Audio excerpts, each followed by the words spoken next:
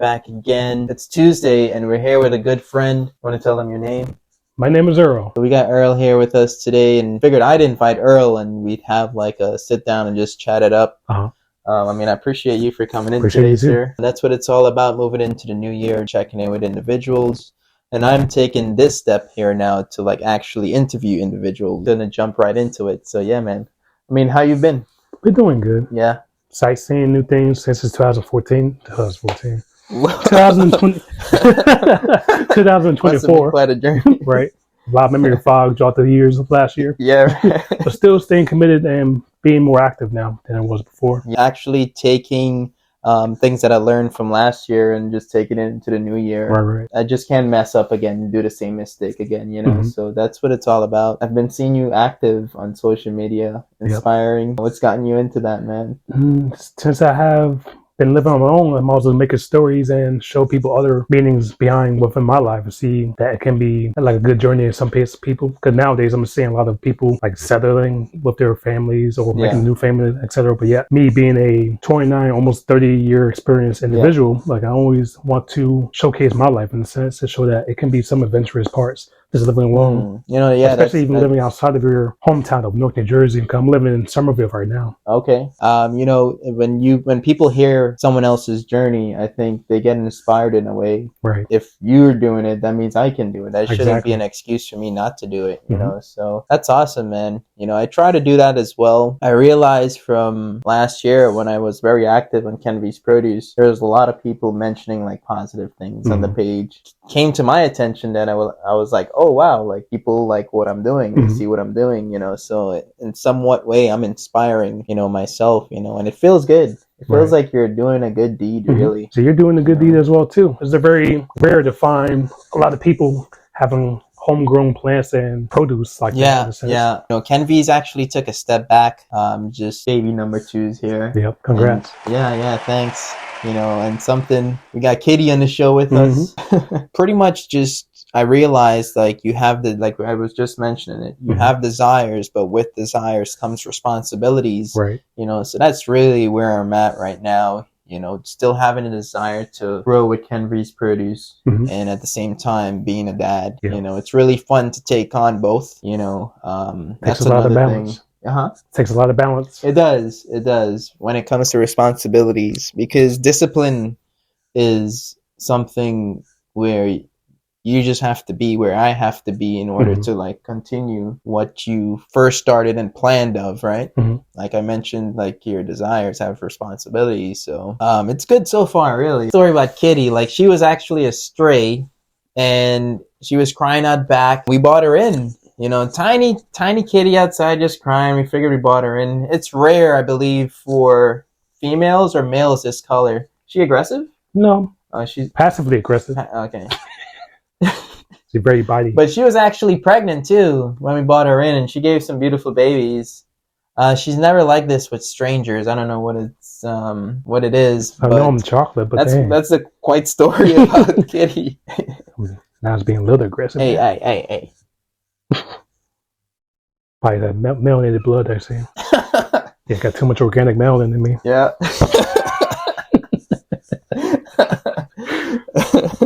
But that has been cat moments with Kennedy. I said that has been cat moments with him. Trying to go around like, are you sure? But yeah, anyways. You have like exact opposite living conditions since you're more settled and I'm unsettled in a way. It's funny that you mentioned that. There's times where I'm just not thankful for what I currently have. Right. I'm just trying to like take that in more, appreciate what I actually have right now. You know, and it's been helping. I think that way makes me more grounded. You know, just figuring out where I am really. Keeps you on your path too. So it keeps you on your path as well. Keep showing the path? It keeps you on your path as well. Oh, it keeps you on the path. Oh yeah, 100%. For you, like how has it been, you know, living by yourself? You know, you took that journey on. It wasn't always alone at first because I did have a roommate in the previous years, but ever since they moved on, it's basically been up to me to, how to say, hold my own foundation. Okay. So were you able... It's like the first time for me to even live on my own too. You have more space too? I won't say more space. Yeah. It's like only one bedroom apartment really. Okay. So it's like, sounds like it's a lot of space, but it's not really a lot of space at the same time too. Okay. Plus this building's very old too, so that's why I want to move on from an apartment to like a house. But at least it's more of an upgrade from... that. Yeah, because more of an upgrade for me from the living in the hometown of Newark to Somerville was a big towards more positive living in a sense for me. Okay, compared yeah, to the environment. You know, I the mean, don't get me environment, wrong, people. Newark are nice, but you know, when you actually are there, you probably like experience something differently when you're actually there. You know, Like the atmosphere, people is right, good and right. vibrant there. No, Like I whenever I order definitely from agree. Amazon, like this previously, like whenever I order Amazon, Yeah. it's like the difference between Newark and then Somerville is like when I come back to my home, at least the package is still there. Yeah. Well, sometimes, you know. And then that's just where showcase the experience comes in, you know, right? because once you experience something like that, it gives you another reason to move. Mm-hmm. You know, I don't have to keep checking the windows every night and all that for police sirens or you like you have like a little shorty trying to hit you up or something. Like have some peace. Yeah. Just trying to take a calm walk, you right? know? You try and go walk home. You got people bragging about you. Are you actually able to do that in Somerville now? It's very quiet because they have a curfew now. Oh, do they? After 10 p.m., everybody just stays indoors and goes to sleep because they have like a curfew, I say, policy. Really? They don't want to make too much noise and all that, wow. which is respectable though. Yeah. It makes sense. You would say that's okay in some neighborhoods, like Yeah, they do that that's in decent. other neighborhoods. Depending on your neighborhood too, because some people just want their peace and quiet there. Right. Too. Yeah, compared to growth projects where it's always 24 hours of nonstop noise and all that. Yeah, I totally agree. Like we need some type of time to sleep. That's usually supposed to be around the time anyway, like 10 p.m. or after at least. Right. Because what you be doing afterwards, like around 10 p.m., 12 a.m. You still up, listening to music, smoking. True. I guess pleasures or desires. I'm sure you already seen it for your first hand a lot, like in certain areas like around downtown, etc. Like some places still open though. Yeah. For business wise, to get that, but as far as with like the environment there, like it doesn't match you in a sense. I get that they're doing business, but at the same time, it draws the energy with that. Yeah, like an attention is there. Yeah. I mean, look at other towns, up north. I mean, the city, Except for New York or whatever. Yeah, that the city that never sleeps, right? So if you want that, if that's your type of thing you want to go to, then go all out in New York. But don't take that energy over here and all that, and expect other people to do the same thing. You usually support like local stores and things like that. Yeah. Think about that T-shirt that you're wearing. Oh yeah, from the famous my second home vegan bakery or now vegan restaurant is How Delish. Got another design from the back too as well. Nice. Yeah, go down a little lower. If you can. Not like that. Hey yo.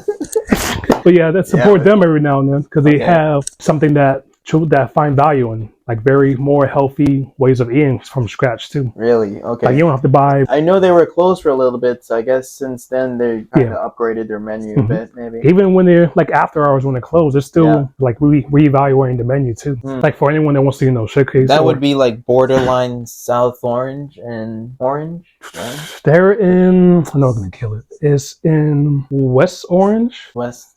Do a little blooper right here. Yeah.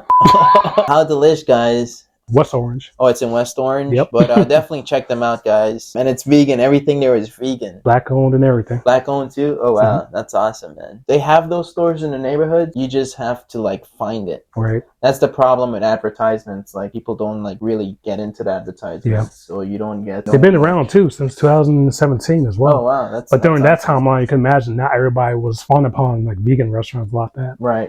You can even barely, find a vegan side and order on them for some places. But nowadays, you got everywhere has, a vegan option now. Yeah. It shows the popularity and demands now. Yeah. On Main Street, there's actually a bunch of Caribbean stores just opening up.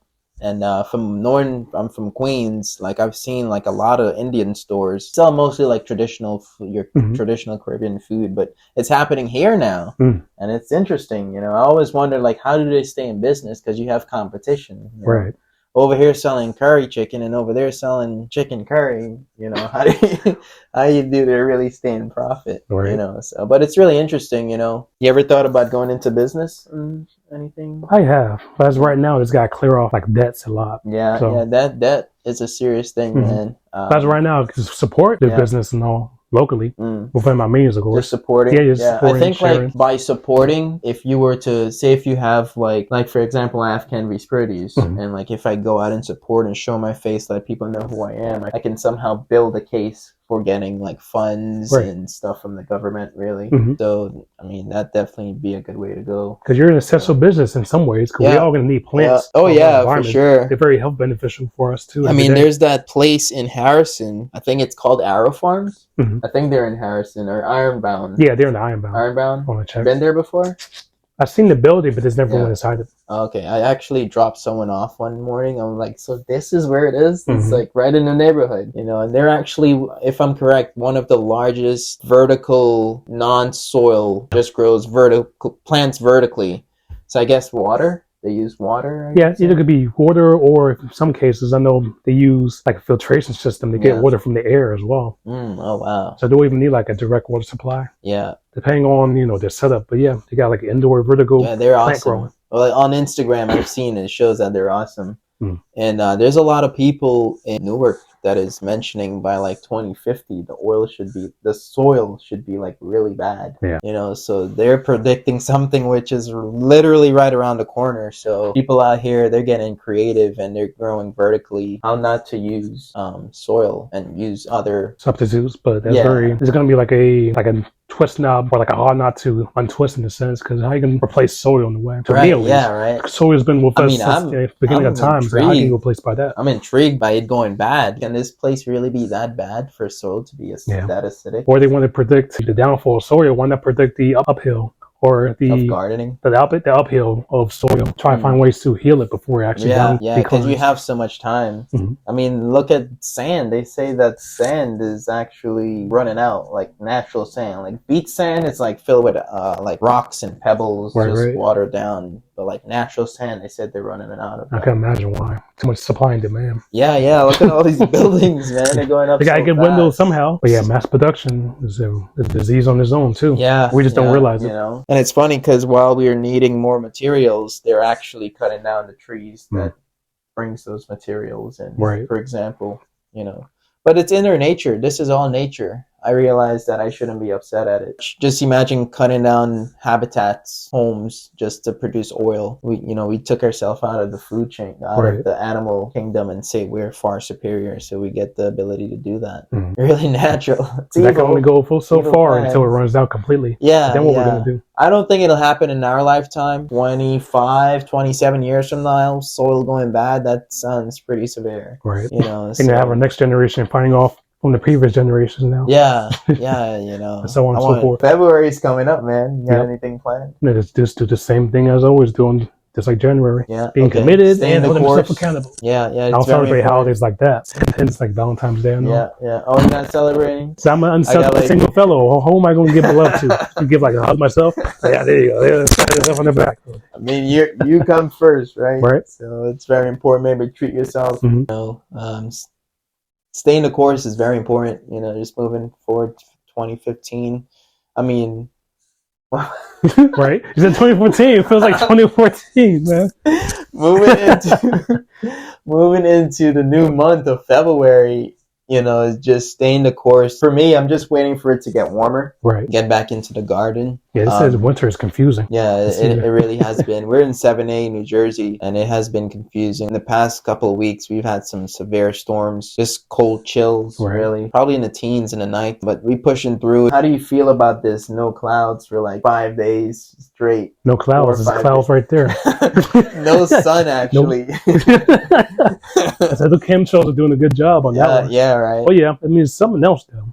I mean, that's a part of nature, or it could be other issues with that. However, it's got to be like mindful about the changes overall. I think when we speak of that, I think there's I actually used to do it, and I haven't in a while. I used to get the reptile day lamps. Oh, yeah. Have that as if it's an artificial sun. So I'd use that as some kind of imitation of the sun that we're not having. Right. It helped, in my opinion. I think it helped. Sure, they sell product that has that purpose. Yeah. So if all else fails, just move to your local Florida or California. Yeah. It's always summer over there. They get those bad weathers over there too. Yeah. There's days. Or Jamaica. Yeah. Let's screw the whole country. I think you just go high up. anywhere to find altitude, just be there, really. Just go on the mountaintop. Yeah, settle there, off the grid. That's something that I'd really like to do.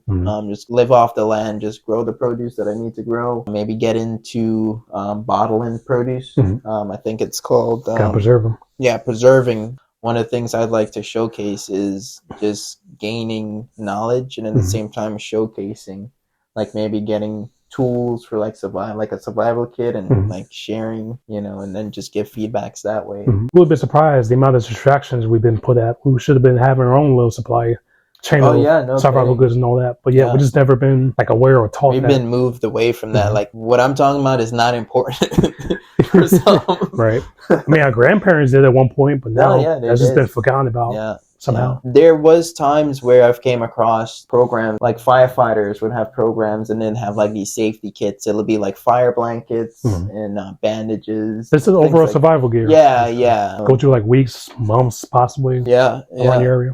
Survival 101. I remember this show, Doomsday Preppers. I don't know if you heard of it. I heard of it. Yeah. Maybe they were on to something. So why they cancel so early? Why they only got like one season and that's it?